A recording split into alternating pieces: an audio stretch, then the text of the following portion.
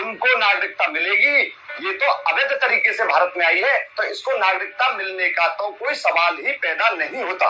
लेकिन वो जो कह रहे हैं कि यहाँ के रघुपुरा वाले बड़ा प्यार करते हैं, उसको जाने नहीं देंगे, ये सब तर्क को थोड़ा समझाइए। आप तो यहीं रहते हैं। मैं कहता हूँ, आप रघुपुरा में लगा करके एक दुकान से लेकर पूरी मार्केट में चली जा, कोई भी व्यक्ति अगर ये कह दे कि हाँ सीमा को यहाँ रखा जाए, मतलब खुला विरोध है। अरे कैसी बात कर रही है आप, बिल्कुल खुला विरोध है।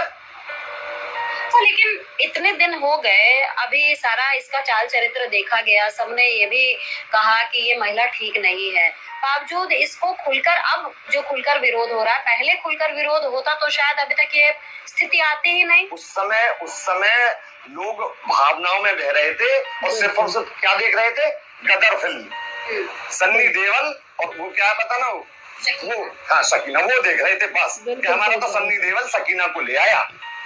लेकिन आज पूरा मोहल्ला, मीना समाज भी उसका विरोध कर रहा है। अच्छा जी। अब उसी शकीना और सनी देओल की मैं बात करूं तो अभी तक तो सनी देओल साहब बार बार निकलते तो कहते थे कि मैं पाकिस्तान का जीजा हूं जी, लेकिन आज जो 27 लोग मारे गए, उनकी पत्नियां विधवा हो गई, बच्चे के सर से पिता का साया चला गया, आज वो सनी देओल कहाँ छिपा है, या उसकी शकीना क्यों नहीं सामने आ रही है? बोलो ना, आज तक तो कभी बोली नहीं उनके लिए, कभी कोई उन्होंने संवेदना प्रकट की उन 27 लोगों के विरुद्ध, मतलब 27 लोगों के हित में, या उनके परिवार को कोई संवेदना दी कि हाँ आपका परिवार उजड़ गया, साया उठ गया आपके ऊपर से, आज वो घर में बंद है। और सिर्फ अगर वीडियो डालेंगे तो क्या डालेंगी, राज आज मेरा राज पास्ता खाएगा, ये वीडियो डाली जाएंगी जी। तो मतलब संवेदनहीन है भारत को लेकर वो महिला, और साथ ही ये जो उसको लोग जो सहयोग दे रहे हैं जैसे सचिन मीना, नेत्रपाल, ये लोग संवेदनहीन है भारत के उन लोगों के लिए जिनकी जानें चली गई। बिल्कुल मैं मानता हूँ कि वो संवेदनहीन है बिल्कुल, और उनको सपोर्ट करने वाले भी व्यक्ति संवेदनहीन है। तो अब मैं कानूनन तौर पे अगर बात करूं तो आपको पता है कि 48 घंटे का वक्त दिया गया, वैसे लोग जो वीजा पासपोर्ट के साथ आए थे उन सबको भगा दिया गया, छोटे छोटे बच्चे, 1-1 साल के बच्चे अपनी माँ से जुदा हो गए, लेकिन इस महिला के ऊपर अभी तक कोई कार्रवाई नहीं होना, और अगर थाने में पूछते हैं तो वो कहते हैं ऊपर से कोई आदेश नहीं है। कौन सा ऐसा कानूनी पहलू है जो सीमा हैदर को पाकिस्तान जाने से रोक रहा है? सुनिए, मेरी बात सुनिए, अभी तक जो हमारी सरकार द्वारा जो आदेश दिया गया था वो वीजा वालों के लिए किया गया था, उनके वीजा, जो पाकिस्तान के जो वीजा धारक हैं उनके वीजा निरस्त करके उनको वापस पाकिस्तान रिपोर्ट किया जाए, ये आदेश था।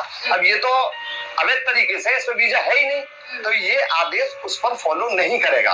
अब मैं अपनी राय आपको बताना चाहता हूँ कि इसको वापस पाकिस्तान डिपोर्ट, यदि तुरंत डिपोर्ट करना है तो इसके खिलाफ जो अभियोजन है, सरकार है, वो वाद की कार्यवाही समाप्त करे और इसको तुरंत डिपोर्ट करे, और यदि इसको वापस डिपोर्ट भी ना करे सरकार तो कम से कम इसको रघुपुरा से हटा करके डिटेंशन सेंटर में रखा जाए।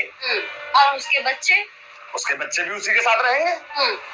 बच्चे को रिश्तेदार थोड़ी है कि बच्चे भी उसी के साथ रहेंगे, वो भी पाकिस्तानी नागरिक हैं।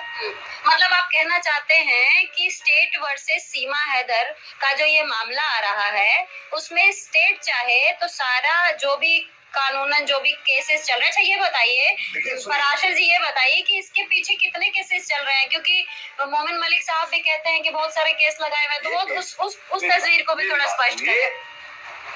मोमिन मलिक ने एक मुकदमा डाला था, उसमें एपी सिंह और सचिन मीणा और मेरे ख्याल से सीमा भी थी, एक मुकदमा डाला था, वो जीवन न्यायालय के समक्ष डाला था, मानहानि 5 करोड़ 6 करोड़ ना, वो अलग था, वो भी खारिज है। जेवर कोर्ट के अंदर एक मुकदमा मोमिन मलिक ने डाला था, वो खारिज हो गया। 2 मुकदमे इन्होंने एपी सिंह ने डाले थे, मोमिन मलिक और गुलाम हैदर के खिलाफ, वो भी सारे खारिज हो चुके। कोई मुकदमा सीमा का लंबित नहीं है, सिर्फ और सिर्फ जिस मुकदमे में मैंने इसकी जमानत कराई थी, सिर्फ वो मुकदमा है। मतलब कहें तो एपी सिंह की तरफ से जो मोमिन मलिक साहब और गुलाम हैदर को लेकर जो मुकदमा लगा था वो डिस्पोज ऑफ हो चुका है, खारिज हो चुका है। वही आप बिल्कुल ये स्पष्ट बता रहे हैं कि मोमिन मलिक साहब की तरफ से भी अभी कोई केस नहीं है सीमा को फिलहाल लेकर। कोई केस नहीं है, मेरे संज्ञान में कोई नहीं है। मतलब क्योंकि हम सीमा को इसलिए कह रहे हैं, नेत्रपाल हो, सचिन को हो, तो वो उससे हमें लेना देना नहीं, क्योंकि केस तो चलता रहेगा, वो देश से जुड़े लोग हैं। लेकिन सीमा को लेकर कोई केस नहीं है। कोई केस नहीं है। अच्छा, एक चीज जो आप क्योंकि वकील हैं और आप बहुत अच्छे से हमें समझा सकते हैं, बार बार मोमिन सर कहते हैं कि बच्चों की हमने कस्टडी ले ली, बच्चों की कस्टडी ले ली।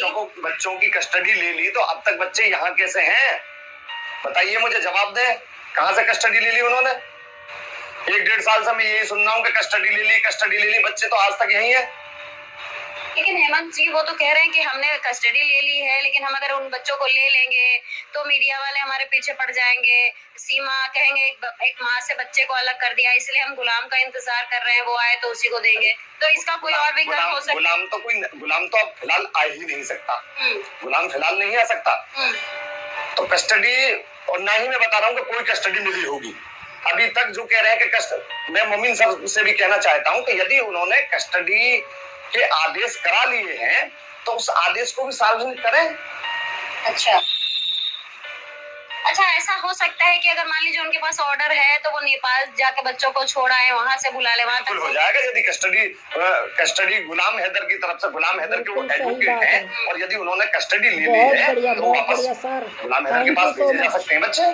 तो आखिर उसमें भी कुछ उसमें भी अड़चने आ सकती है, हो सकता है अड़चनों की वजह से नहीं छोड़ पा रहे हैं। कोई अड़चन नहीं आएगी, सिर्फ और सिर्फ केंद्र सरकार की जो प्रक्रिया है विदेशी व्यक्तियों को डिपोर्ट करने वाली, वही है, और कुछ नहीं है। कोई अड़चन नहीं आएगी बच्चों को भेजने में। जो ताजा मामला चल रहा है जिसमें खुद केंद्र सरकार ने कहा है कि सारे पाकिस्तानी जाएं, तो अगर वो जो भी इनके पास ऑर्डर की कॉपी अगर वो केंद्र को दिखाएं तो उनको सहूलियत दी जा सकती है। और